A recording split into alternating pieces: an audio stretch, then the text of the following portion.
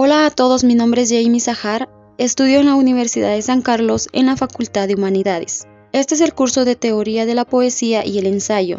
A continuación presentaré una síntesis del libro Métrica Española del autor Antonio Quilis. Este libro se divide en 3 capítulos que son el verso, la estrofa y el poema.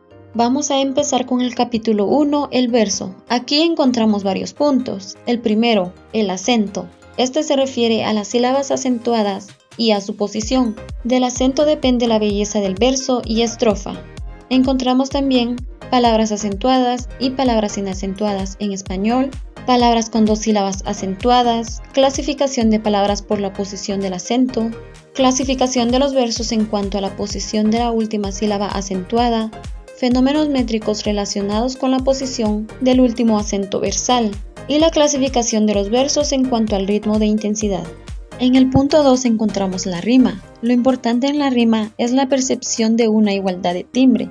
En el punto 3 está el cómputo silábico, clases de versos según el número de sílabas. Aquí encontramos las sílabas métricas con 2 factores que debemos tener en cuenta, como el número de sílabas y los fenómenos métricos, que son la sinalefa, diéresis y sinéresis. Encontramos también la división silábica en español, fenómenos métricos en el cómputo silábico, otros fenómenos métricos que afectan al cómputo silábico y la clasificación de los versos según el número de sílabas. También encontramos la pausa, tono y encabalgamiento. Las clases de pausa son la estrófica, que se encuentra al final de cada estrofa, la versal, que se encuentra al final de cada verso, e interna, que se encuentra en el interior de un verso. Tono es el responsable del comportamiento de cada verso y estrofa. Sus variaciones dependen de la longitud, del tipo de pausa y del significado.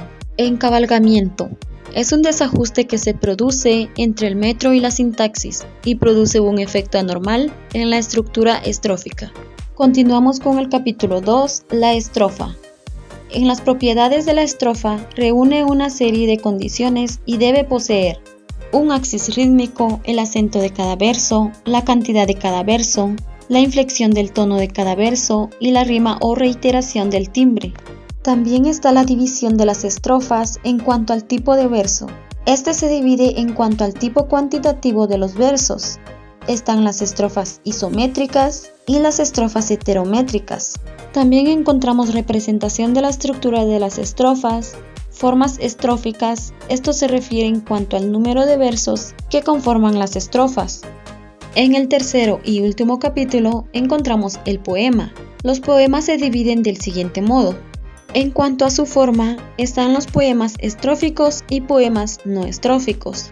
Poemas estróficos. Estos están estructurados en estrofa. Veamos aquí. El villancico se divide en el estribillo y el pie. El ségel, escritos en versos octosílabos. La glosa, poema de extensión variable. La sextina, formada por 6 estrofas y una contera. El soneto, poema pequeño de 14 versos y divididos en 4 estrofas.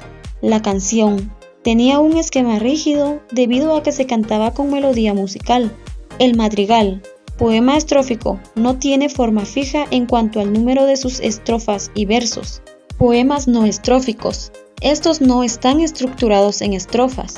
Por ejemplo, el romance es una serie ilimitada de octosílabos, solo los pares tienen rima asonante. La silva, serie poética, se combinan versos de 7 y 11 sílabas con rima consonante. Poemas de versos sueltos, esto se caracteriza por la ausencia de rima. Y poemas de versos libres, esto se caracteriza por la ausencia de estrofa, rima, medida en los versos, ruptura sintáctica de la frase y aislamiento de la palabra.